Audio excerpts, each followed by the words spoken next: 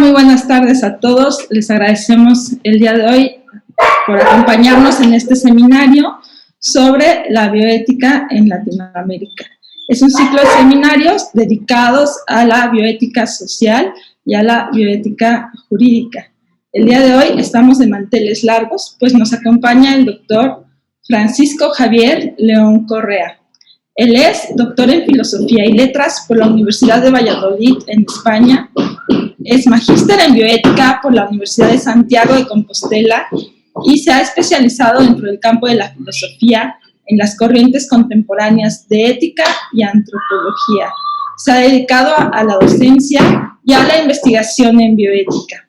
Ha ejercido la docencia en pregrado y posgrado en las universidades de León y Santiago de Compostela en España, en la Pontificia Universidad Católica de Chile, en la Universidad Diego Portales y la Andrés Bello en Chile, y ha dirigido el área de bioética de la Universidad Libre Internacional de las Américas, con programas de formación a distancia. Ha sido profesor asociado adjunto en el Centro de Bioética de la Facultad de Medicina, Pontificia Universidad Católica de Chile, y actualmente es profesor titular de la Universidad Central y director del programa de Ciencias Biomédicas y Bioética de la Facultad de Medicina. Ha sido profesor invitado en varias maestrías y cursos de especialización en diversos países, en la Universidad de La Sabana en Colombia, en la Universidad Nacional Asunción de Paraguay, en las Universidades Canarias y de Valencia en España, en la Universidad de La Habana y en el Centro de Bioética Juan Pablo II de La Habana, en la Universidad de Montevideo en Uruguay, y es actualmente profesor invitado en la maestría de bioética en la Universidad Nacional del Cuyo en Mendoza, Argentina, y en un programa de doctorado en la Universidad Nacional de La Plata en Argentina. El doctor pertenece a diferentes asociaciones y centros de bioética. Es uno de los fundadores y director del Grupo de Investigación en Bioética de Galicia. Es promotor y primer director de la revista Cuadernos de Bioética, de la revista trimestral dirigida a la enseñanza, a la investigación y a la divulgación de la bioética, editada desde enero de 1990, la primera revista especializada en bioética en España. También es miembro fundador de la Asociación Española de Bioética y Ética Médica y fue secretario desde enero de 1995 al 2001. Ha sido presidente de la Sociedad Chilena en Bioética y es miembro de la directiva de la Federación Latinoamericana de Instituciones de Bioética, FELAIBE. Presidente de la FELAIBE para el periodo de 2010 y 2011, reelegido de 2012 a 2013 y reelegido de nuevo para el periodo de 2014 y 2015. Desde noviembre de 2012 es presidente de la Comisión Ministerial de Ética de la Investigación Médica de Chile. El doctor Francisco cuenta con diferentes publicaciones, tanto en investigación y principalmente dirige dos proyectos: la información y el consentimiento informado en hospitales, realizado en Chile y en Colombia; los dilemas éticos en la atención primaria de la salud, realizado en Chile y en 8 países más de Latinoamérica, y pertenece al consejo editorial de 10 revistas de bioética de México, Colombia, España, Argentina, Chile, Portugal y Houston. El doctor también ha sido reconocido con diferentes premios y distinciones recibidas como miembro honorario del Instituto Colombiano de Estudios Bioéticos, miembro honorario de la Asociación Guatemalteca de Bioética, miembro del número de Fundación Interamericana Ciencia y Vida de la Universidad Internacional Libre de las Américas, miembro del Consejo Asesor de la Federación Latinoamericana de Bioética, FELAIBE, miembro de honor de la Asociación Española de Bioética y Ética Médica, miembro correspondiente extranjero de la Academia Argentina de Ética y Medicina, profesor adjunto honorario del Centro de Bioética Juan Pablo II de La Habana y profesor honorario de la Universidad UNIFE en Lima, Perú. Pues es un gusto tenerlo con nosotros, doctor. Estamos de manteles largos. Y antes de iniciar con su presentación, les comento a todos nuestros asistentes que habrá un tiempo para la participación del doctor y posteriormente, a través del chat de preguntas y respuestas, nosotros podemos hacerle llegar nuestros comentarios y dudas al profesor Francisco. Pues sin más preámbulo, bienvenido, doctor, aquí al CESAR. Muy bien. Buenas tardes, aquí en Chile ya casi noches, pero muchas gracias por la invitación a participar con ustedes en este ciclo de sesiones sobre bioética social y jurídica. Para mí es un honor también participar, conozco las actividades que ustedes realizan en el CISAP. He estado allí en la sede de ustedes hace algunos años y sigo muy en contacto habitualmente también con Rodrigo Guerra y con algunos más. Y como ven por el currículum, soy español, también lo pueden ver por mi acento, no se me ha quitado, aunque llevo ya 20 años en Chile, donde me considero medio español, medio chileno. Y como ven también por el currículum, he viajado bastante por Latinoamérica. He tenido muchas clases y cursos y participado en magíster en muchos países de Latinoamérica. Entonces pienso que eso me ha ayudado también a tener una visión de la bioética un poco diferente, distinta. Provengo de Europa, hemos recibido como todos las influencias de la bioética norteamericana,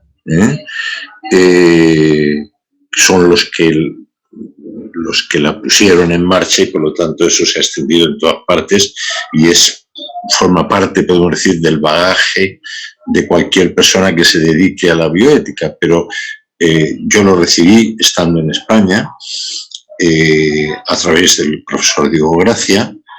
Ahí era una visión principialista, también recibí enseguida una visión personalista de la bioética, más adaptada a la visión de gran parte de Europa, podemos decir. Y después, tras 20 años en Latinoamérica, creo que hay una visión también latinoamericana de la bioética.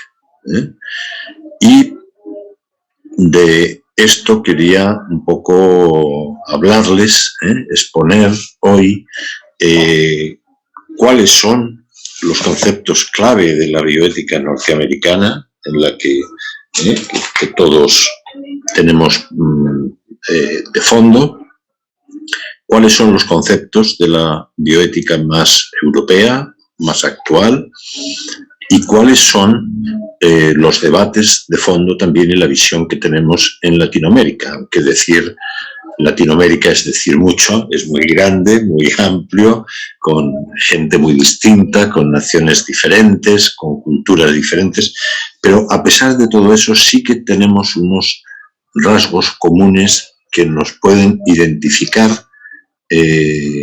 también en bioética, al igual que en otras muchas cosas. Bueno, tenía una presentación que no sé si la pueden poner ustedes, para ir siguiendo algunas de las características de la bioética y un poco de introducción también acerca de qué es la bioética.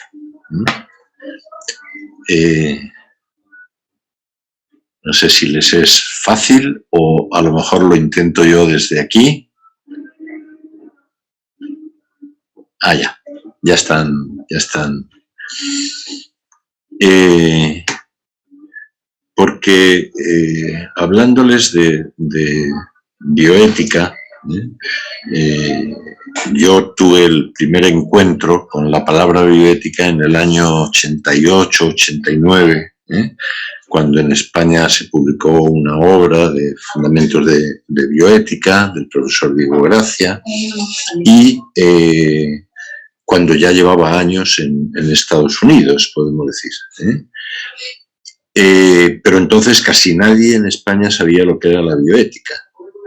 No existía la palabra, nadie hablaba en el ámbito académico siquiera de eso. Por lo tanto, el surgimiento de la bioética es algo reciente. lleva ya años, desde el 89, 90 para acá, o desde el 80 en Estados Unidos, pues serían como 40 años de bioética, 30 años en lo que es mi vida personal, y también desde el comienzo de la bioética latinoamericana estuve en contacto con todas las personas de la Federación Latinoamericana de Instituciones de Bioética, la única federación que existe que es de instituciones, de centros o instituciones de bioética. La pusieron en marcha varios insignes pioneros de la bioética en América, Alfonso Llano en Colombia, Mainetti en Argentina y otros muchos después. Y yo creo que lo primero que quería comentarles es que de pasar de ser algo desconocido o conocido entre muy poquitos que hablábamos de estos temas, ha pasado a una etapa de madurez, de extensión. Existen cursos de bioética en todas las carreras de la salud de pregrado, en bastantes países de Latinoamérica. Hay muchos programas de posgrado, en Colombia, en México, en Chile, en Argentina, en la gran mayoría de los países. Hay comités de ética en que se ha institucionalizado el debate, la deliberación de los problemas éticos que ocurren en el ámbito clínico. Por lo tanto, también ahí ha habido un gran esfuerzo. Hay redes de comités de ética de investigación que hoy en día tratamos de que revisen todas las investigaciones que tienen que ver con seres humanos. No solamente las investigaciones médicas o de ensayos clínicos o las vacunas del COVID-19, sino también toda aquella investigación con personas de pedagogía, de sociología, de psicología, de humanidades en general. Entonces, esto es una ampliación enorme del ámbito de la bioética, pero hay otra ampliación también en cuanto a los temas que trata la bioética. Y eso lo vamos también a ver un poco ahora con esta presentación. ¿De dónde surge la anterior, por favor? Sí. ¿De dónde surge la bioética?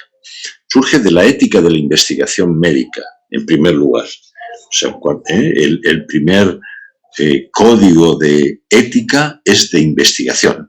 El código de Nuremberg, nada más terminar la Segunda Guerra Mundial, se descubren las atrocidades cometidas por médicos alemanes con prisioneros de los campos de concentración y se hace un primer código de ética de investigación donde se dice que no se le puede obligar a nadie a participar involuntariamente, que tiene que ser voluntaria la participación.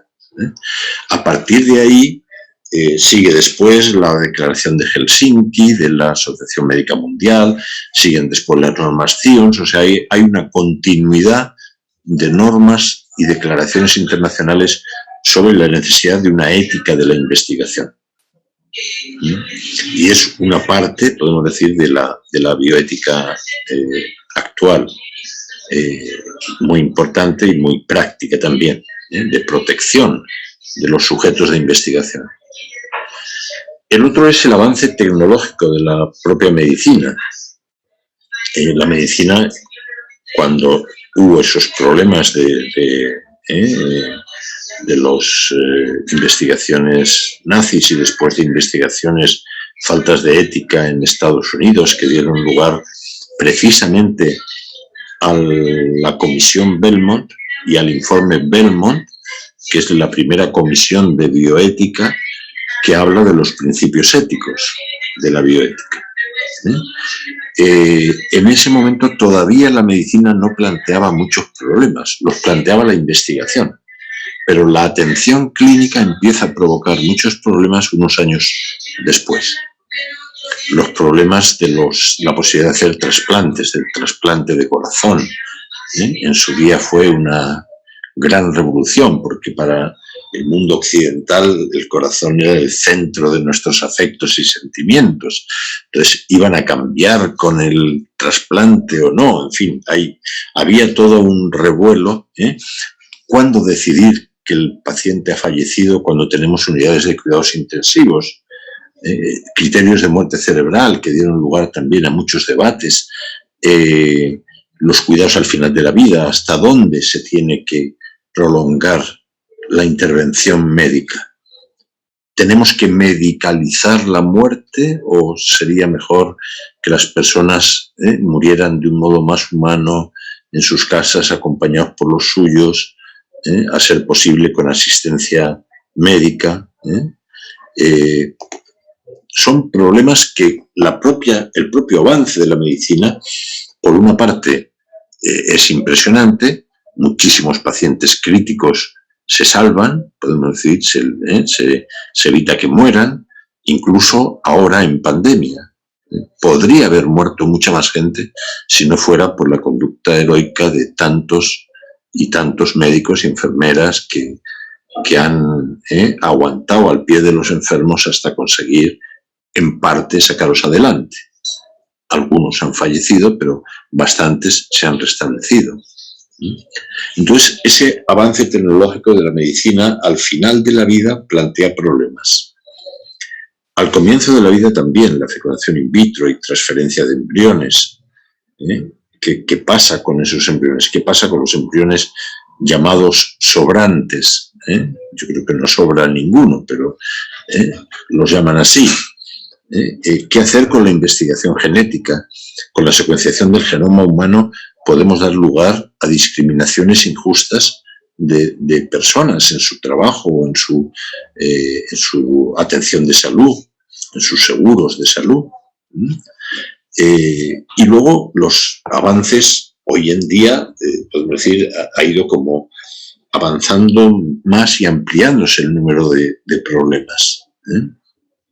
Si antes era pues la eutanasia, el aborto, la fecundación in vitro y algunos otros, hoy en día está toda la manipulación genética, pero también todo ese human enhancement que hablan los ingleses, el mejoramiento humano, el mejoramiento de la especie humana, que sería la finalidad más propia de la medicina según algunos. Según otros, según los propios médicos, en el informe del Hastings Center, hace ya algunos años, la finalidad de la medicina principal era conseguir la mejor calidad de vida posible para las personas. Ahora parece que no solamente es calidad de vida, sino mejoramiento y superación de las limitaciones propias de la especie humana. De forma que algunos proponen pues, que podemos vivir 150 años, que se puede parar el envejecimiento celular, que se puede hacer todos los temas de neurobiología y de neuroexperimentación, que se pueden también el implantar el hombre biónico, el ser humano biótico con... también decían en un libro que lo habrán visto ustedes bastante en las librerías porque ha sido bestseller, que se llama Homo Deus. Entonces ahí se hace una crítica, un poco irónica a veces, pero se expone muy bien todas estas teorías del mejoramiento humano, de forma que vamos a crear una nueva especie que ya no va a ser el Homo sapiens sapiens, sino el Homo Deus, el hombre Dios. Cuando salió este libro, también comentaba el autor, dedicaba un capítulo a cómo se iban a vencer, según algunos, todas las enfermedades infecciosas de la humanidad. Se podría trasplantar de todo y, por lo tanto, la humanidad iban a vivir muchos más años que ahora. Salvo accidentes de tráfico y suicidios, podemos decir, el resto se iba a poder afrontar. Bueno, no ha sido así y ha bastado un pequeño virus, un coronavirus, que ya se conocían hace 20 años, pero una nueva especie de estas del coronavirus y ha dado lugar a un vuelco total en la atención de salud, ha colapsado nuestros sistemas de salud más avanzados, se ha extendido por todo el mundo sin que nadie pudiera frenarlo, etc. O sea, avances tecnológicos sí, pero muchas veces, a veces desenfocados, a veces demasiado optimistas, a veces que ofrecen muchas cosas que luego no se pueden cumplir. Y luego los sistemas públicos de salud, cuando se organizan sistemas para la atención de todas las personas, porque es un derecho humano a la salud, no a estar sanos, sino a ser bien atendidos en salud, a ser bien formados y a promover una educación en salud y una prevención. Tenemos derecho a la prevención en salud, tenemos derecho a la curación cuando estamos enfermos, tenemos derecho a restablecer nuestra vida con más o menos calidad, pero lo mejor posible después de una convalecencia. O sea, es cuando eso se transforma en sistemas públicos de salud que atienden a la gran mayoría de las personas, surge la hospitalización, surge la tecnificación, surge la especialización, que son buenos en sí mismos, pero pueden plantear problemas de una cierta deshumanización de la medicina y de la atención en salud. Los grandes hospitales son sitios un poco inhumanos, podemos decir. Se pierde la gente, no es un ámbito amable. La tecnificación también puede distanciar de las personas que se atienden, y la especialización que nos puede llevar a ver por un huequito lo que le pasa al nervio óptico de la persona, pero no lo que le está pasando en general en su salud y en su vida. Siguiente. Sí.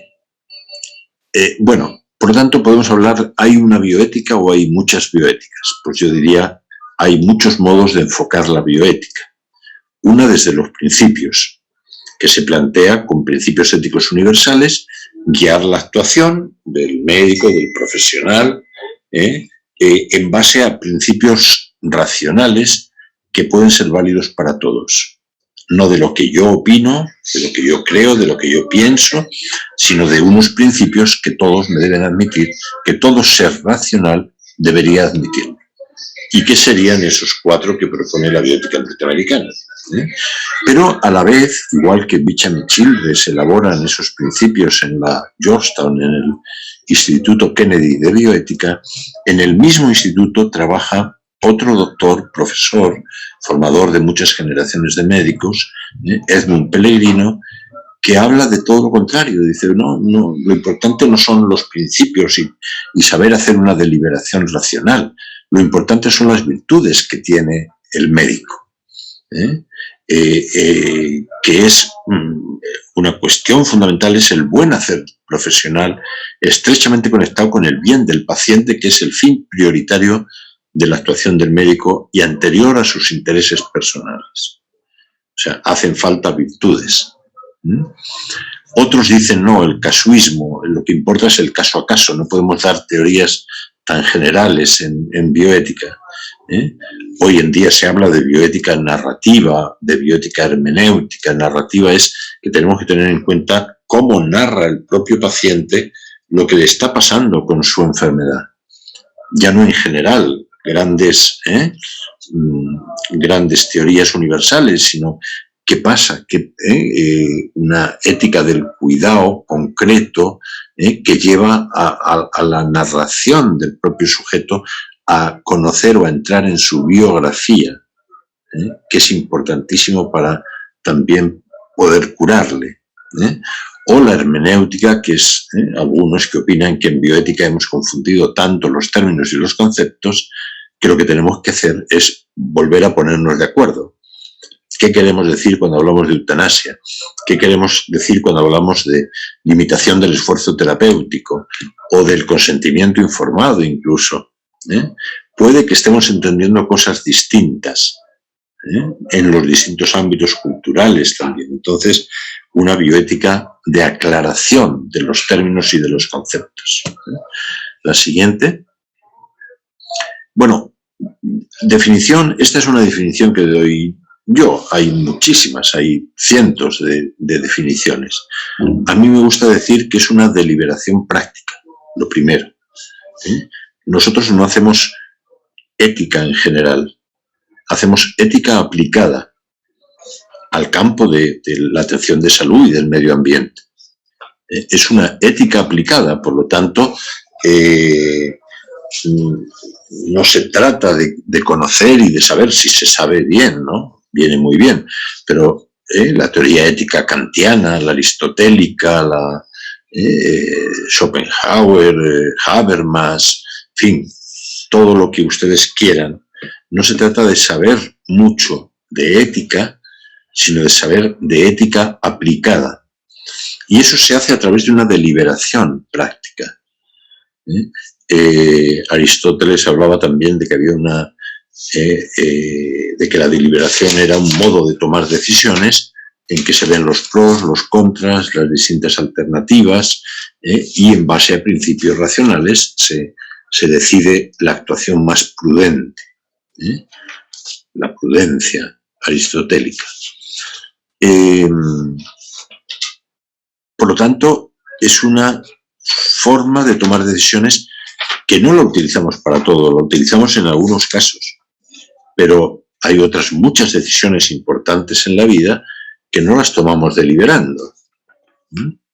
Nadie se enamora deliberando, nadie forma pareja deliberando o tiene hijos deliberando, por lo menos deliberando mucho. Si delibera demasiado no tienen hijos, pero nadie escoge una profesión por motivos puramente racionales. Hay muchos motivos afectivos, de sentimientos, de ideales que tenemos, que nos llevan a hacer muchas cosas, sin pensarlo mucho, podemos decir. Ahora, cuando nos enfrentamos con una ética profesional, necesitamos de esa deliberación. Los problemas a los que se enfrenta hoy en día un profesional de la salud, o en general la complejidad de los problemas de ética social que existen, nos llevan a tener que hacer una deliberación práctica sobre las exigencias éticas que lleva consigo el respeto y la promoción de la dignidad de la vida humana y de la persona. Eso es lo fundamental, la dignidad de la vida humana, de la persona, y respetar y promover esa dignidad. Ese es el punto clave de toda la bioética también, de la ética en general. Y luego ya se puede concretar en muchas más cosas. Y luego del valor de la vida en general, también de la vida vegetal, de la vida animal, de los ecosistemas, de la tierra en general. Por lo tanto, es en el ámbito biomédico, en la asistencia en salud y en el medio ambiente. No hablaré hoy del medio ambiente, pero sí vamos a meternos un poquito en la ética clínica. Adelante. Aquí pongo un esquema del actuar moral, que me parece interesante para ver la propuesta también de una bioética social, donde se enmarca eso. En la parte clínica se ha extendido mucho y difundido la bioética clínica. Yo desde hace años promuevo una bioética social que tenga en cuenta no solamente los valores, principios y reglas o normas del ámbito de la salud o de los profesionales de salud, sino en general de toda la sociedad. Necesitamos construir una sociedad más humana y más justa para que haya una atención de salud más humana y más justa. Si no, no lo lograremos. Y aquí a veces se entiende la ética, sobre todo la ética aplicada, como reglas o normas. Como que lo importante es conseguir llegar a unas reglas o unas normas de actuación claras. Y sobre todo los profesionales de la salud lo necesitan. O sea, ¿qué hacemos con los pacientes con COVID-19? ¿Qué protocolo hay? Lo que interesa es el protocolo, la guía clínica, la reglamentación del hospital o de la clínica que dice que hay que hacer esto, lo otro, cuándo se le ingresan a la UCI y cuándo no, cuándo tienen que egresar, salir de la UCI. O sea, eso todo son reglas o normas que nos facilitan la decisión, que siempre es un poco incierta en la atención de salud, y que por lo tanto lleva a los profesionales a querer certidumbres, a querer decir, bueno, yo hice lo que está dicho que hay que hacer. Me ha atenido a la buena práctica clínica, me ha atenido a lo que dice mi código de ética deontológico, a lo que dicen las leyes de mi país. Pero no basta con cumplir las reglas o las normas, hace falta justificarlas. Y la justificación es a través de valores y de principios. Lo que las normas hacen es proteger bienes humanos básicos fundamentales de las personas. Y esos bienes humanos básicos son aquellas cosas que más valoramos y que consideramos imprescindibles para llevar una vida buena. Y por lo tanto, no puedo ahora, no tenemos tiempo como para hacer una encuesta entre ustedes, a ver qué consideran importante para llevar una vida buena o para tener calidad de vida, que se dice ahora.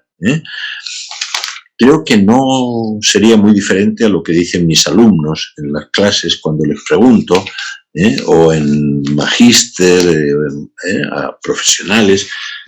Creo que casi todos vienen a decir lo mismo. Hay cosas fundamentales en la vida que nos parecen importantes. La vida, la salud, el trabajo, la libertad, pero también el conocimiento, la cultura, y las que nos llevan a relacionarnos con los demás. O sea, en principio, esos bienes humanos básicos son nuestros, de cada uno de nosotros, y nuestro deber moral es que crezcan en nosotros. No nos los pueden hacer crecer los demás.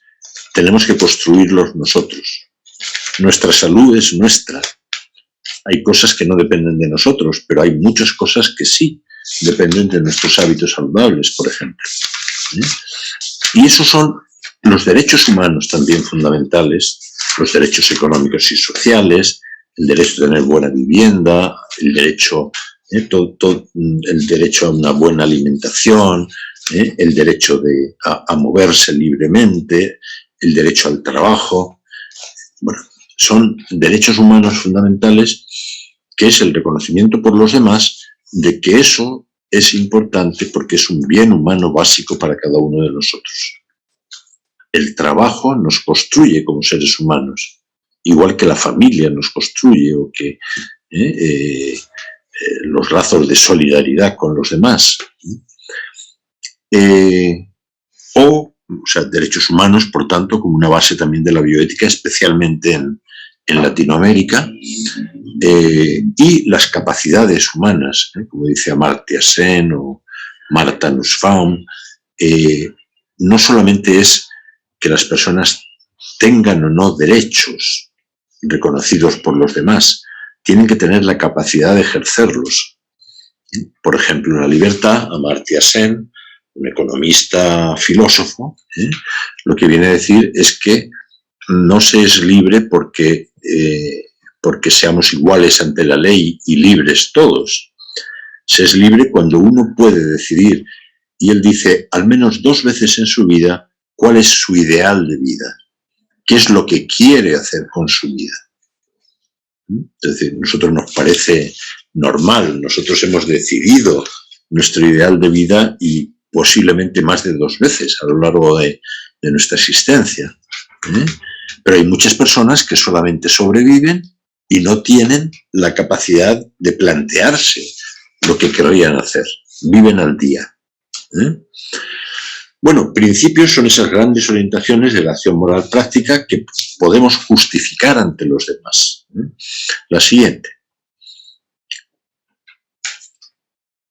Sí, la siguiente diapositiva.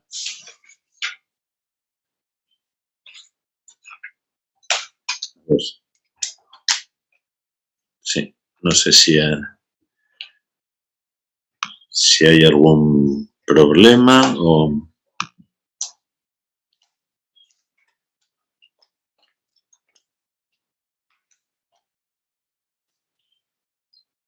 ¿No pueden poner la siguiente?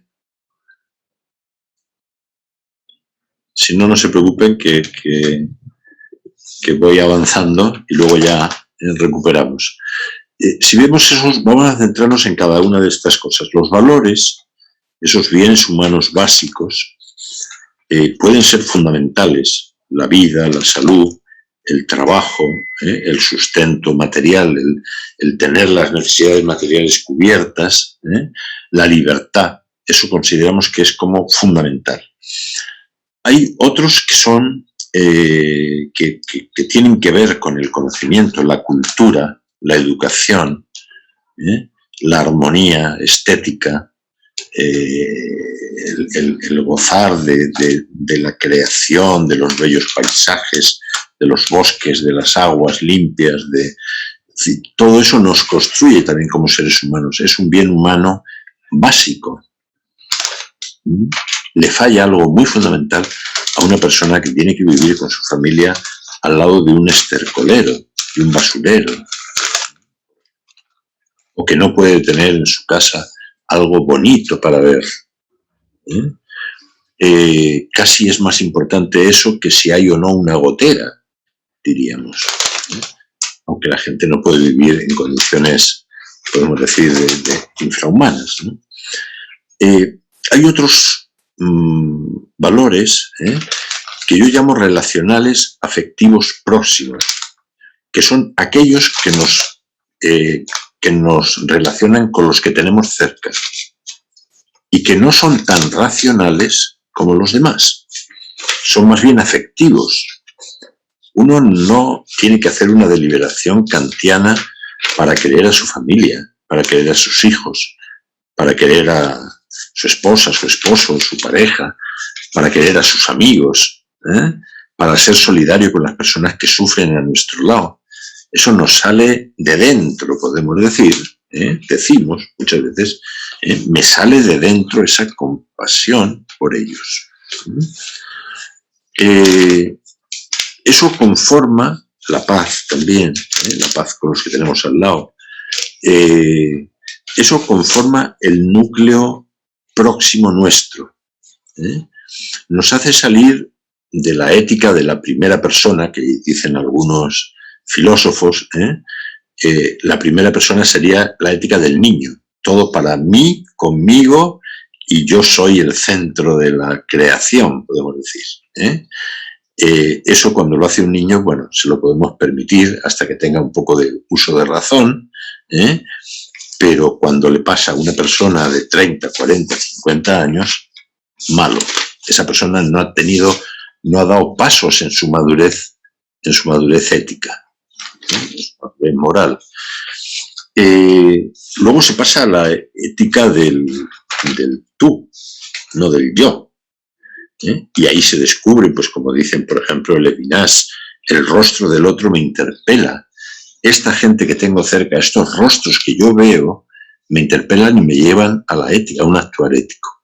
Antes de que yo haga cualquier razonamiento deliberativo.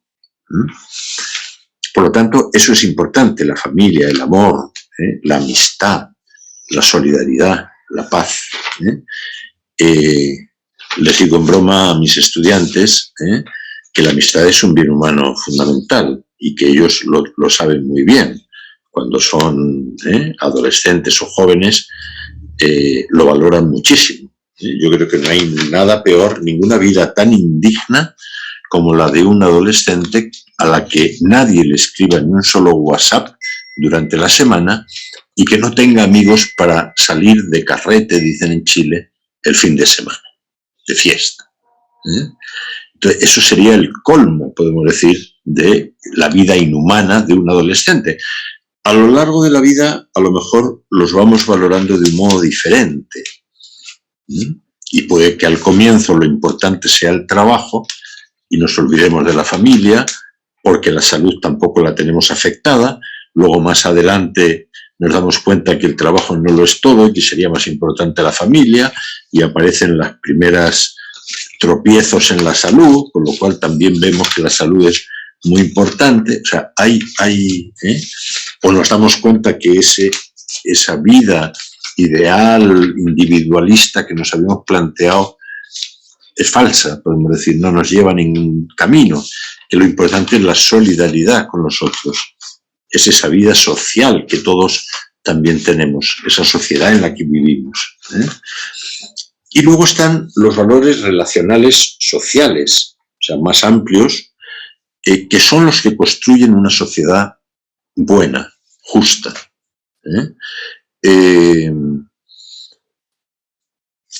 Que son con los que ya no somos nosotros. Los relacionales próximos es el tú y es el nosotros, nuestra comunidad, los que opinan como nosotros, nuestro grupo de colegas, la gente con la que trabajamos, nuestros alumnos, nuestros vecinos. Podemos irlo ampliando, los habitantes de México, bueno, pues todos los mexicanos, o todos los chilenos, bueno, también es un nosotros, podemos decir, como lo vemos sobre todo y casi siempre con el fútbol. Es el momento en que nos sale el patriotismo a todos y ese sentimiento de comunidad, de que formamos una comunidad.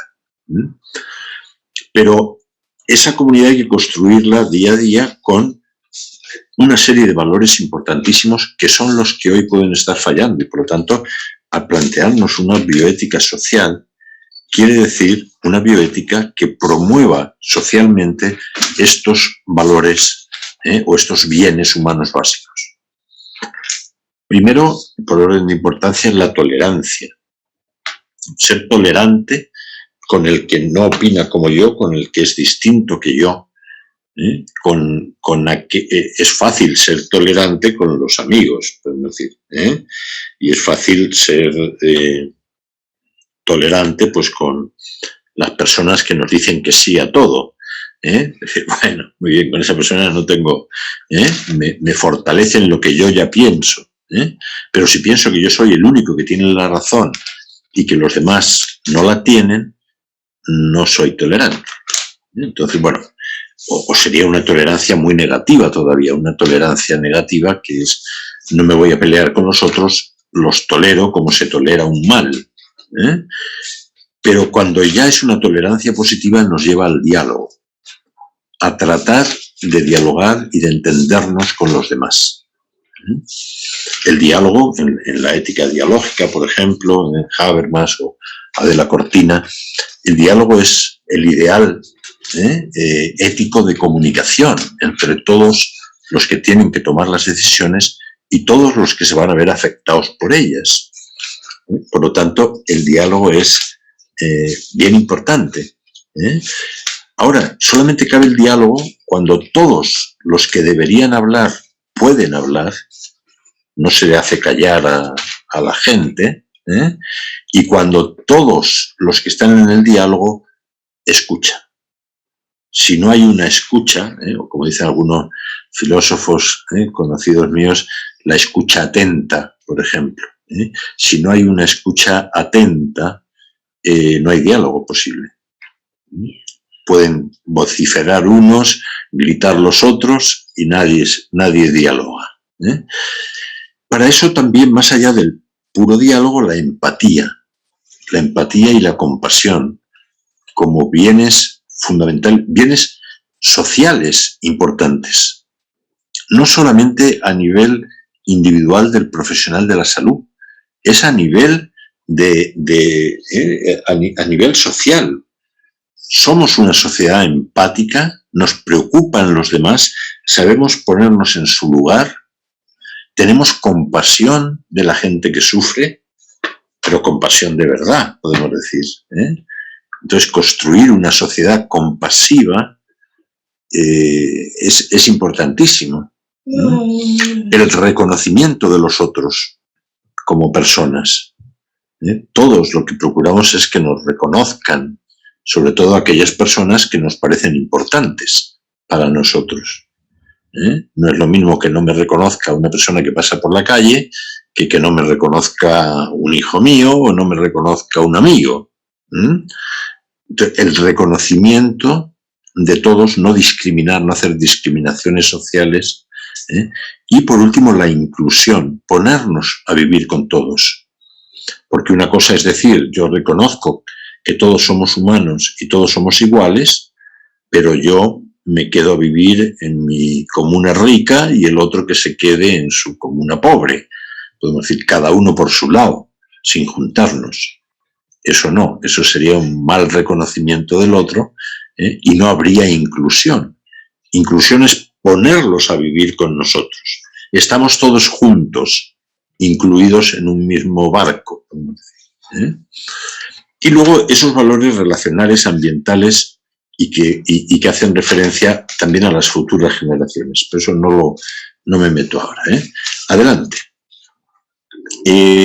Más adelante, porque esto ya lo hemos hablado. La siguiente.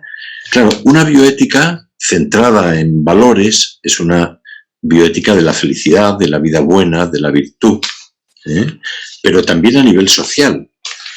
No solamente a nivel personal, como diría Aristóteles, de la autoperfección de mí mismo con las virtudes, siguiendo una ley natural, sino que también hay un bien social, un bien común para la sociedad.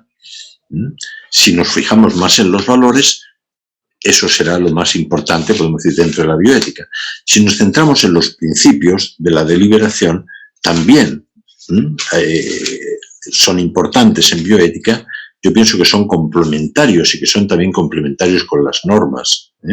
Pero en el principialismo está el norteamericano, está el europeo, distinto, diferente, y después está la visión que tenemos en Latinoamérica. Adelante. Si está centrada la bioética en las normas, como ahora pasa muchas veces, estamos en un puro plano deontológico, más cercano al derecho que a la ética, o en un positivismo jurídico donde lo que vale, lo que decide, lo que está moralmente bien o mal, es la ley. Es qué es lo que se ha transformado en ley, porque la ley sería el consenso de todos y por lo tanto obligatorio para todos, y eso sería la moral. Creo que no es así. Es decir, la moral va mucho más allá de la ley, de los deberes que exige la ley, que son deberes de justicia, pero la moral, aparte de deberes de justicia podemos decir legal, están los deberes de justicia social, están los deberes de éticos de beneficencia, que van mucho más allá, o de solidaridad. Adelante. En el sistema de principios, con esto voy a ir viendo como la última parte ya de lo que quería comentar. Los norteamericanos dicen no maleficencia, pero se están refiriendo a la mala praxis. No hacer mala praxis porque me va a venir una demanda. Es una atención de salud a la defensiva. La justicia es el respeto por los derechos individuales de las personas, fundamentalmente. Leyes de derechos de los pacientes y un poco respeto absoluto a esos derechos de cada persona. La autonomía es autodeterminación. Yo con mi vida, con aquello que me afecta solamente a mí, soy soberano de mí mismo, dice un conocido filósofo liberal, Stuart Mill. Entonces dice, ahí nadie me puede imponer nada porque me afecta solamente a mí. Entonces, mi vida es mía, podemos decir. Por lo tanto, la autodeterminación es esa decisión informada del paciente. El médico solamente informa y el paciente decide. O la beneficencia, en el ámbito norteamericano, es hacer el mayor bien posible al paciente, pero teniendo en cuenta lo que el paciente considera que es un bien. No hacer, como ellos dicen, una beneficencia paternalista o asistencialista, sino conforme a lo que el paciente entiende que es bien para él. Por lo tanto, viene a ser respeto a la diversidad y, como ven ustedes, en estos principios lo que predomina es la autonomía, porque la justicia se convierte en apoyo de la autonomía y la beneficencia también es reconocimiento de la autonomía del otro. Adelante, la siguiente. Bueno, este es el sistema de principios de Diego Gracia, que jerarquiza esos principios y les da un nivel 1, universal, que no admite en principio excepciones, y un nivel 2 más particular, que puede ayudar, podemos decir, a resolver o aplicarlo a casos concretos, pero sigamos adelante. En Europa van más a principios fundamentales, podemos decir que antropológicos, no tanto éticos. El respeto a la dignidad de las personas, esa es la base, podemos decir, de todo, pero ellos lo ponen como un principio que hay que tener en cuenta en cada caso.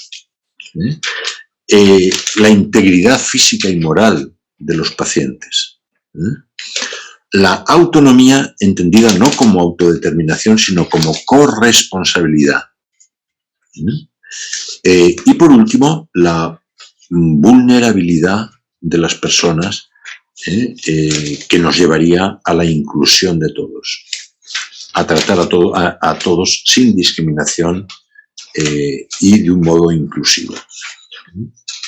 Adelante. En Latinoamérica, ¿cómo entendemos estos 4 principios? Los que utilizan estos 4 principios. Hay gente que utiliza también otros o otras visiones complementarias, ¿no? La no maleficencia, sobre todo, antes que hacer daño, está el no abandono del paciente.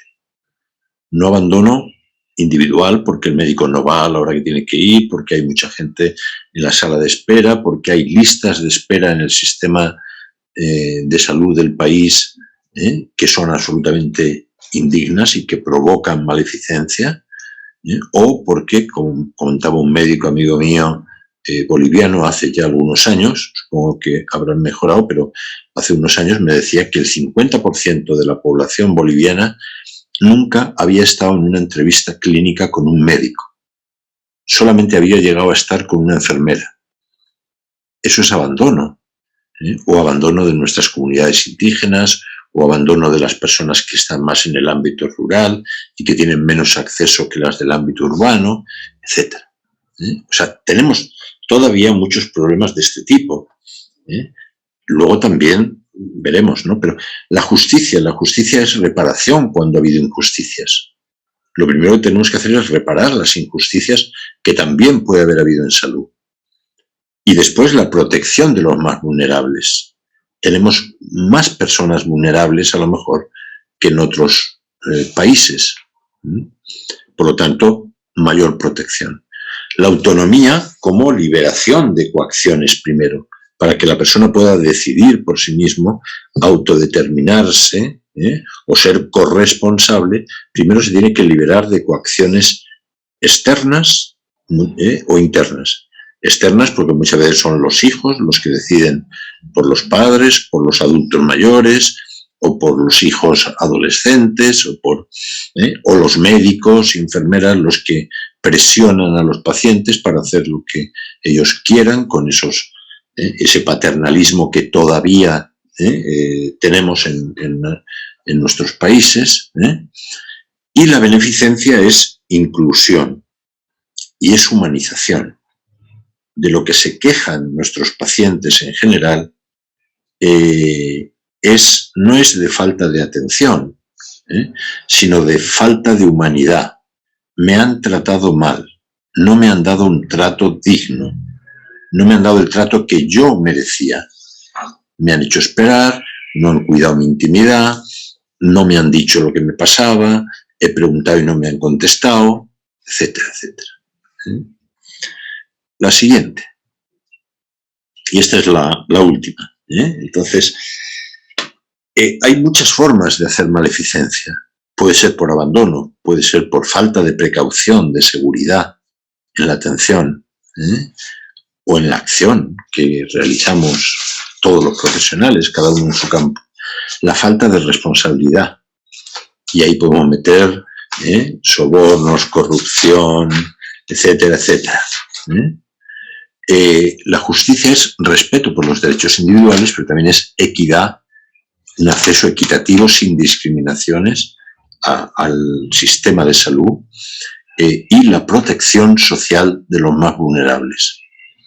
Nos falla la protección social y ese es un tema importantísimo de la bioética. Yo en muchos casos que me han consultado en comités de ética de los hospitales es qué hacemos con la persona que ya es un paciente terminal pero no tiene a dónde ir. La familia ha desaparecido y le tenemos que tener 6 meses en el hospital cuando debería darse de alta y ser atendido en otra institución, pero resulta que no hay otras instituciones de protección social. La autonomía, todo eso, solamente destaco promover la competencia y la responsabilidad de las personas, la responsabilidad de las familias para con sus familiares enfermos y la responsabilidad comunitaria también.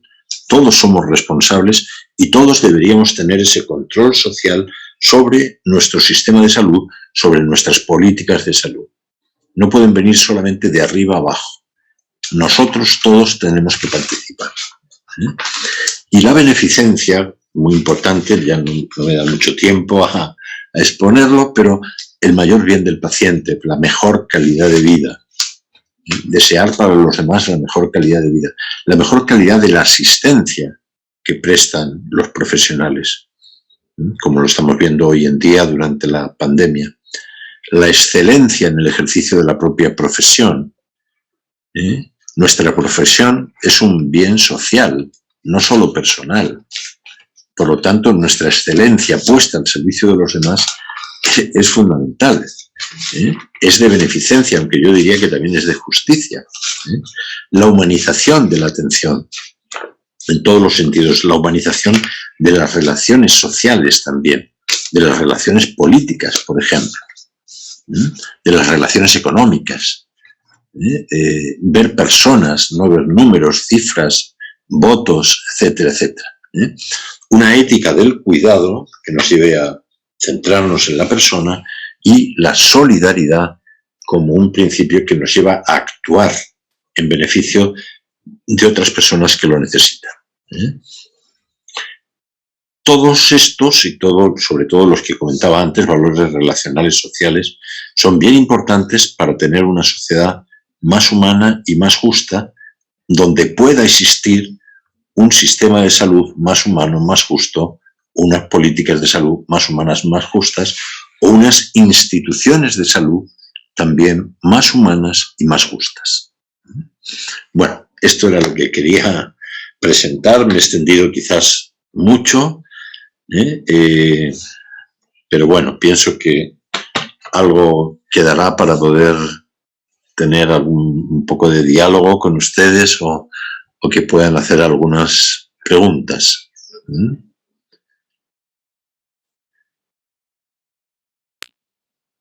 Me extendí mucho, Pati, pero... No, para nada, pues nos fue el tiempo como agua, la verdad. Excelente su participación, le agradecemos mucho, tiene muchos comentarios felicitándolo, le mandan también algunos saludos y pues iniciamos el diálogo con las preguntas y las respuestas. Invitamos a nuestros participantes a que nos las hagan llegar a través de nuestro Facebook o aquí en el mismo chat de Zoom. En la parte inferior está el chat de preguntas y respuestas. Y quizá la primera pregunta, doctor, que quisiéramos profundizar es, cuando usted menciona sobre las políticas de salud más humanas y más justas, ¿qué camino debemos de seguir o hacia dónde lo debemos de impulsar nosotros como bioeticistas? Sí, a ver, yo creo que la bioética tiene un papel importante, porque es una reflexión, primero racional, que procura ser más objetiva, que no está metida en la batalla política diaria, pero que ve las necesidades, que ve lo que ocurre, que ve las desgracias que pasan, que ve los defectos y las injusticias. Entonces la bioética tiene que tener una finalidad también de crítica de crítica positiva. No creo en la crítica negativa, podemos decir que todo está mal no soluciona nada nunca. Hay que decir, hay muchas cosas mal, pero ¿cómo las podemos convertir en bien? O sea, en definitiva eso es lo que es la ética, no conformarnos con lo que es, con lo que existe, sino procurar que se dé lo que queremos que exista, lo que debería existir, cómo deberían ser las cosas, no solamente como son. Entonces, esa tarea sí de crítica constructiva la tenemos que tener, tenemos que promover soluciones, pero no hay una única solución bioética a estos problemas. No hay una única solución de si tienen que existir medicina pública y privada a la vez, o podríamos prescindir de la privada, o si hacen falta seguros de salud complementarios o no. Bueno, ahí no hay una única respuesta que podamos decir, esto es la respuesta bioética. Entonces, nosotros no tenemos que entrar en el ámbito ya político, de la mejor política, podemos decir, que es cómo llevar a cabo lo que hoy y ahora se puede hacer. Sí exigir que se hagan cosas. Sí exigir, pues no sé, como ha sucedido también en Chile, la atención de salud muy inequitativa y decir, bueno, hace falta cambiar esto. Las ISAPRES, los seguros de salud en Chile, se van haciendo más caros conforme avanza uno en años. Y para las mujeres, sobre todo si están en edad de poder embarazarse, son más caros también, los penalizan. Es decir, de forma que cuando uno llega a ser adulto mayor y que ya tiene que jubilarse, resulta que no tiene con qué pagar unos planes de salud que son mucho más caros de cuando tenía 40 años. No es un sistema justo, podemos decir.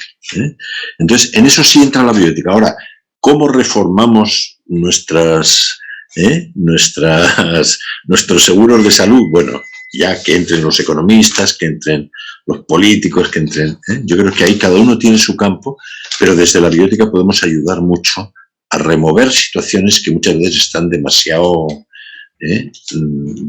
encriptadas ya de tanto tiempo sin resolverse. Y también de meter urgencia, de meter prisa. O sea, yo creo que en bioética tenemos que ser inquietos, podemos decir.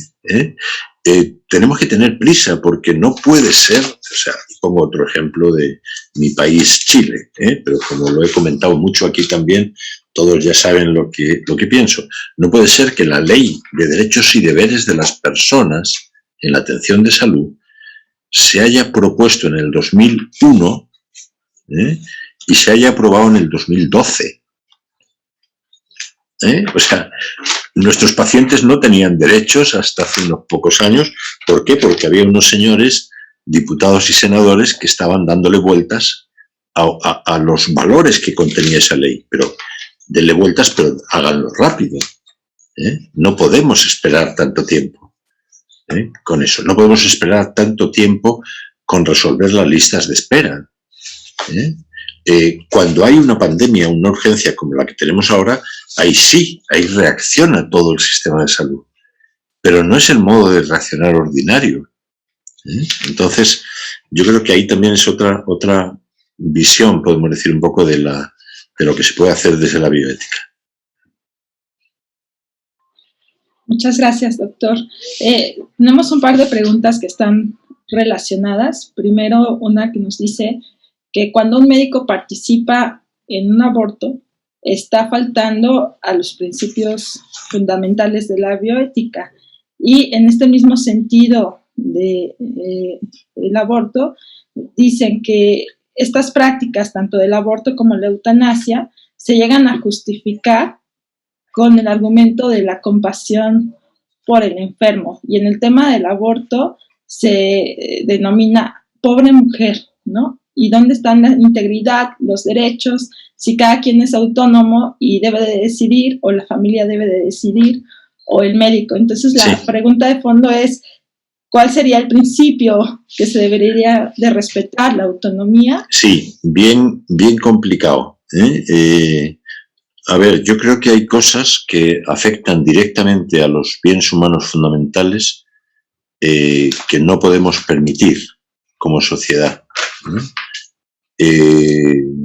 Por lo tanto, podemos decir la eutanasia, que los médicos puedan acabar directamente con la vida de una persona a petición de esa persona, pienso que moralmente está mal, y pienso que no tiene justificación desde el punto de vista ético.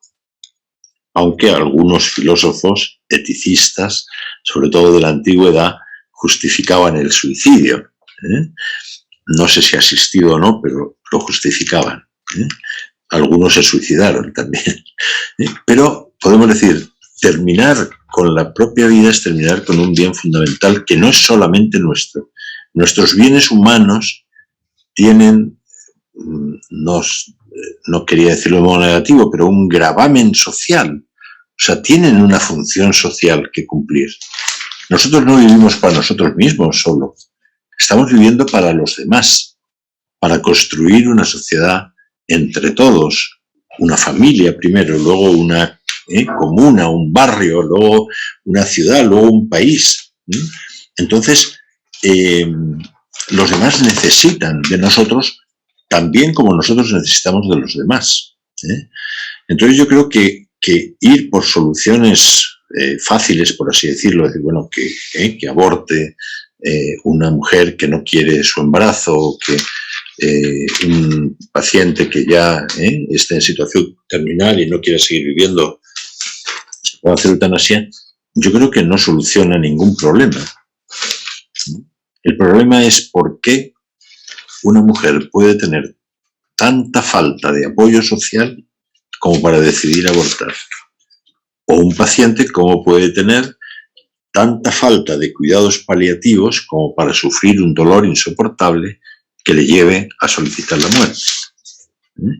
Aunque en mi experiencia del tema del aborto no tengo experiencia directa, no me ha tocado más que hacer unas guías en varias clínicas privadas de qué tenían que hacer cuando en Chile se despenalizaron los 3 supuestos, que están ahora mismo despenalizados. Entonces, había clínicas que se plantearon qué hacemos con las pacientes que lleguen. Pero en el tema de la eutanasia sí me ha tocado, pero muy pocas veces. Llevo muchos años en comités de ética y solamente en 2 ocasiones ha habido solicitud, y no exactamente de eutanasia. Eran familiares que solicitaban que los médicos terminaran con el paciente que estaba en situación crítica y ya, que todavía podía durar meses, pero que no lo podían llevar a la casa porque les molestaba un poco en la casa y que querían, por favor, doctores, ¿podrían acelerar un poco este proceso? Eso me dijo uno de los 4 hijos de una señora que estaba prácticamente en coma. No lo hicieron los médicos, claramente, no se hizo eutanasia y la señora vivió una semana. Entonces, dejemos morir en paz a esas personas.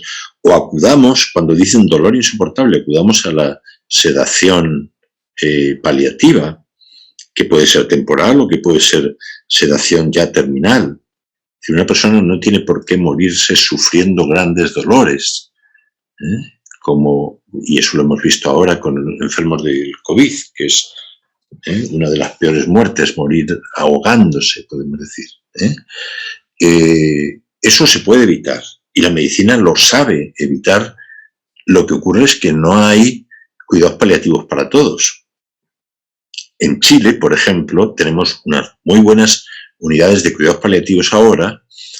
La ley dice que todo enfermo terminal tiene derecho a recibir cuidados paliativos.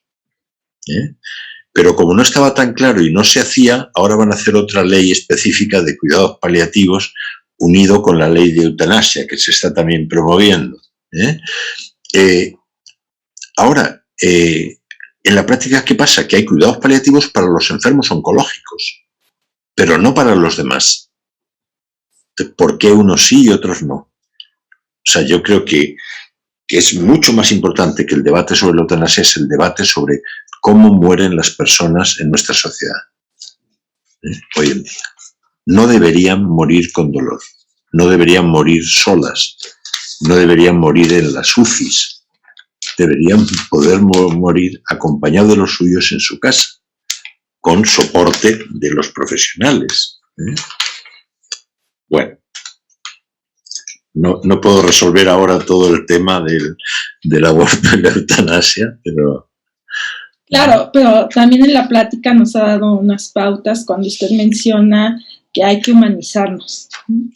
Entonces, creo que el camino también inicia por ahí. Hay otra duda con respecto a la pandemia del COVID. Dicen que cuando se obliga a una persona a vacunar, ¿se está faltando a los principios bioéticos? Es interesante la pregunta, porque el gran debate ahora mismo es si la salud pública debe prevalecer sobre la autonomía de los individuos. O sea, ¿el bien social está por delante del bien individual o no? La respuesta que se está dando es una mezcla, podemos decir. O sea, en muy pocos sitios se ha hecho una vacunación obligatoria. Se han hecho vacunaciones voluntarias, pero también lo que se pretende desde la salud pública es llegar a vacunar al mayor número posible. Y que si las personas no se vacunan, no sea por falta de información, por informaciones falsas, por fiarse de lo que han dicho en Internet, o por adoptar una postura, podemos decir, de yo me rebelo contra todo. Porque hay, podemos decir, seguridad de que la vacuna evita la propagación del coronavirus, evita tener que ir al hospital y evita entrar en la UCI y morirse. En Chile lo que ha ocurrido ha sido clarísimo. O sea, al principio los que entraban en la UCI y se morían eran los mayores de 70, después los de 60. Después empezó la vacunación y dejaron de entrar a la UCI de los mayores de 60. Los que empezaron a entrar fueron la gente no vacunada de 40, 50. Y ahora que se están vacunando los más jóvenes de 20 a 30 años, resulta que esa etapa vital no están yendo, no se están enfermando. Pero sí se están enfermando los de 30 a 45 que no se han vacunado. Entonces tenemos nuestros hospitales de nuevo llenos, casi todas las camas UCI llenas. ¿Por qué? Porque hay personas, en definitiva, que no se han querido vacunar. Por lo tanto, respetar la conciencia individual, sí, pero también mostrar a la gente la responsabilidad que tiene para con la salud de todos. Ahí es donde estamos, en el debate ahora mismo. Gracias. Una pregunta de una de nuestras invitadas dice que si le puede explicar cuál es la diferencia que hay entre la bioética y la moral. Sí, a ver, la moral es un conjunto de normas y valores que tiene una persona o una sociedad y son los valores en los que vive. Las normas o costumbres, el decidir lo que está bien y lo que está mal, que se vive de un modo sin pensarlo, sin reflexión racional. Yo considero que es un gran valor la familia, no porque piense mucho en la familia, sino porque me doy cuenta, mi experiencia vital, mi educación, mi experiencia vital, la sociedad donde he crecido, me aportan un bagaje moral que puede ir cambiando, podemos decir, y que de hecho va cambiando. No es lo mismo ahora mismo la moral que tiene la gente joven en Chile a la que tienen la gente de mi edad. Eso es la moral. La etimología es la misma. Moral viene del latín, mos moris, y ética viene del griego, ethos, y significa lo mismo en griego, normas o costumbres sociales o individuales. Lo que pasa es que con el paso del tiempo y con la historia, lo que se ha reservado el término moral para ese conjunto de normas que tiene mucho que ver con la cultura y que tienen mucho que ver con lo social, aunque también hablamos de una moral personal. Y la ética se ha dejado para la reflexión como parte de la filosofía que se dedica a justificar y a fundamentar la moral. O sea, ¿por qué la moral me dice que la familia tiene que ser así, así, así, así? Las distintas creencias religiosas también van dándonos una moral, podemos decir, a la que tenemos que atender. Pero ¿por qué se fundamenta? ¿Cómo fundamento eso desde un punto de vista racional para que eso sirva para todos? Ahí entra la ética. Por lo tanto, en la ética pretendemos, no sé si lo conseguimos, pero pretendemos que haya unos criterios universales aceptados por todos. O sea, debería ser lo mismo en China, en Japón, en África, en Latinoamérica, en Europa. Muchas gracias, doctor. Otra pregunta. Dice, ¿hay tratamientos médicos a los que solo cierto grupo de personas con privilegios económicos pueden acceder? ¿Cuál sería el camino a seguir o la política que se tendría que instituir para que esto sea una práctica justa en todos los niveles sociales? Sí, es bien complicado el tema. Yo estoy en el comité de ética también de una fundación oncológica. Y ya nos han llegado varios casos y la consulta de la dirección de la clínica y de los médicos, de todos, hemos tenido varias reuniones con ellos por los precios altísimos de los medicamentos de alto coste oncológicos hoy en día. ¿Qué hacer si le tienes que decir a un paciente que ha fallado su primera quimioterapia, que ha fallado el segundo nivel también, y que lo único que queda es el tercer nivel de inmunoterapia junto con quimioterapia y con unos medicamentos que pueden costar 200 millones al mes? Entonces, le estás diciendo, usted podría salvarse si tuviera 200 millones al mes. La discusión que había entre los médicos era si deberían decirlo o no. Al final llegaron a que sí, que había que decir las alternativas que había, pero que había que decir también qué era lo que cubría el seguro de esta clínica. O sea, la gente que está en un convenio con esta clínica, cuando tienen un cáncer, tienen derecho a una serie de prestaciones. Pero lo que nos decía el gerente de la clínica es decir, bueno, si atendemos todo esto, cerramos la clínica pasado mañana. Nos quedamos sin dinero y tenemos que cerrar. No se puede sostener eso. Bueno, ahí hay muchos aspectos éticos implicados. Primero, una cosa que se puede hacer es meter a los pacientes en ensayos clínicos de nuevos medicamentos, donde se los proporciona el laboratorio farmacéutico de modo gratuito. Entonces, algunos casos pueden ir por ahí. En otros casos, tienen que ser los seguros de salud los que se hagan cargo. En parte, podemos decir, tratar de, por ejemplo, a veces se está yendo a la justicia para decir, quiero que a mi hijo lo traten con este remedio o con esta intervención, porque es la más efectiva y me han dicho que es la única posible.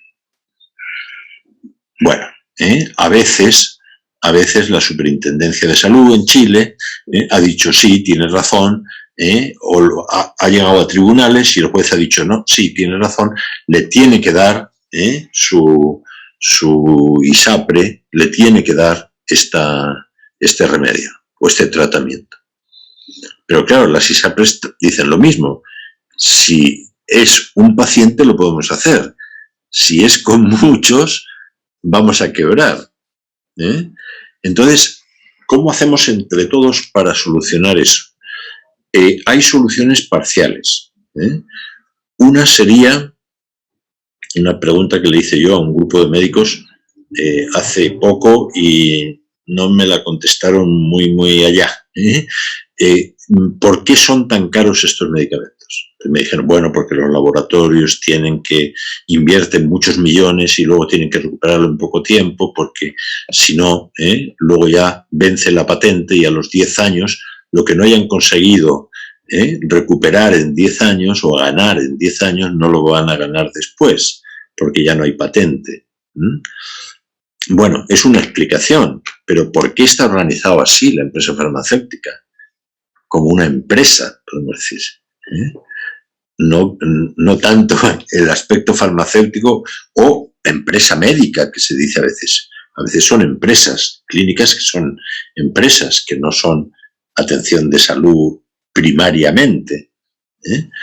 Entonces, otra posibilidad, pues en Chile se ha hecho con niños que nacían con enfermedades genéticas muy raras y que eran medicamentos de muy alto coste. Se tuvo que hacer una ley, hubo una propuesta y salió una ley de financiamiento de enfermedades raras genéticas. No se podían financiar todas. Si se financiaba a todos los niños que en todo el país estaban con esas enfermedades, no resistía ningún presupuesto. Pero se empezó diciendo, bueno, vamos a priorizar cuáles son las que tienen mayor incidencia en la vida de los niños, con cuáles podemos conseguir también más recuperación de esos niños, porque podemos hacer que vivan, pero con una mala calidad de vida. Entonces, ¿cómo podemos hacer que vivan con la mejor calidad de vida posible? Y entonces eso lo vamos a cubrir. Y lo vamos a cubrir con dinero que sale del presupuesto nacional y que se le tiene que quitar otras cosas. Pero por lo menos se ha empezado. Ahora protestan algunos, bueno, ¿por qué la enfermedad de mi hijo no? Porque no es posible. No tenemos todo para todos.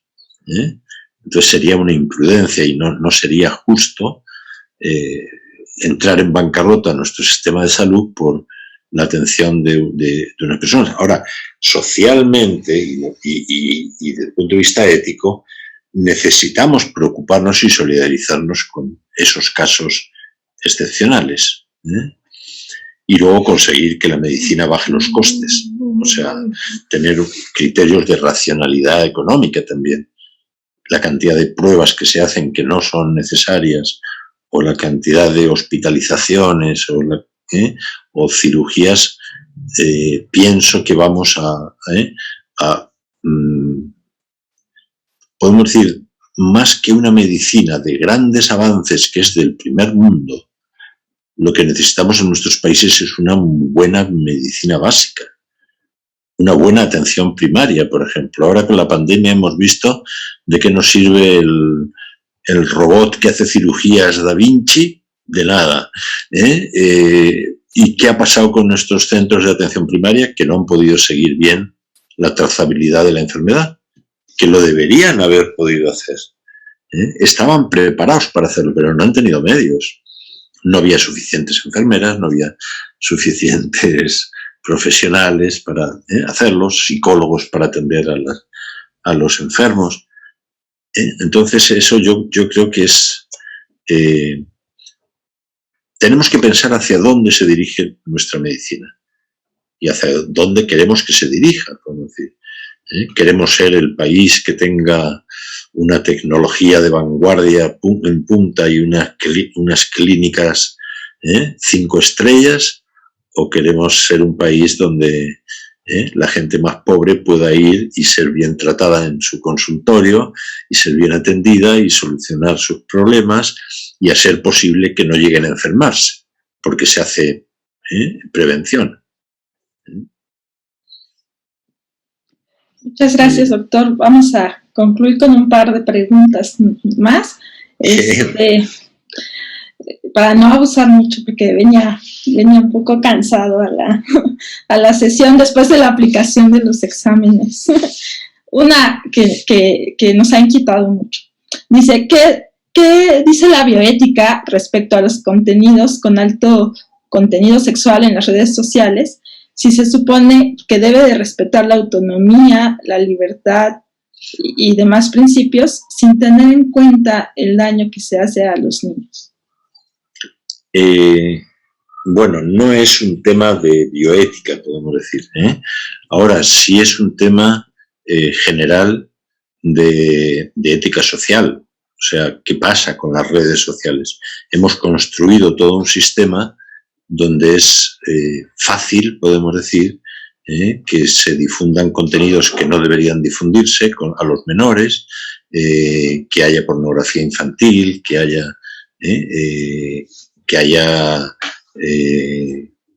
robos y engaños también de dinero por Internet. O sea, da muchas posibilidades muy positivas, pero también da muchas posibilidades negativas. Entonces, yo creo que, como en todo, lo que hace falta es una posición social coherente en defensa de los valores fundamentales. Las mujeres deberían protestar por la explotación de que están siendo objeto, y ya lo hacen, ya han empezado a protestar y bastante bien. Los menores deberían protestar por el trato que se les está dando, no solamente en el ámbito de las redes sociales, pero también en la protección social de los menores abandonados por sus familias, por ejemplo. Tenemos grandes falencias en esto, o los adultos mayores. Entonces, yo lo de las redes sociales sí es inquietante porque resulta en una pérdida de la vida personal íntima. O sea, si nos descuidamos ya no tenemos vida personal. Ya toda nuestra vida está expuesta hacia los demás. Y además se pueden provocar graves daños. A ver, por contar una anécdota. Yo formo parte del comité de ética de mi facultad. Cuando hay problemas con los estudiantes en prácticas y sus tutores, acuden a mí. Un caso que ocurrió. Una alumna de 5º año de enfermería, casi enfermera ya, haciendo su internado, que está bastante enfadada con una de sus tutoras y otro de sus tutores, que se van a una fiesta un día, la dejan a ella de turno sin tener que hacerlo, pasa unas horas allí sola sin poder formar parte de la fiesta y se le ocurre difundir por sus redes una crítica bastante dura acerca de su tutora. No dice el nombre, pero todas sus amigas que están en la misma red saben exactamente a quién se está refiriendo. Y no se sabe cómo siempre acaba enterándose la mencionada tutora. Entonces, gran problema, no quieren dejarle seguir con su internado.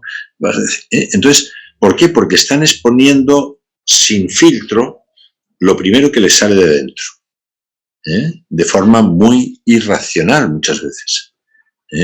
Ya no sin llegar a los casos de exhibicionismo, podemos decir, sexual, sino cosas absurdas. O sea, me gusta el vino, pongo fotos de botellas de vino.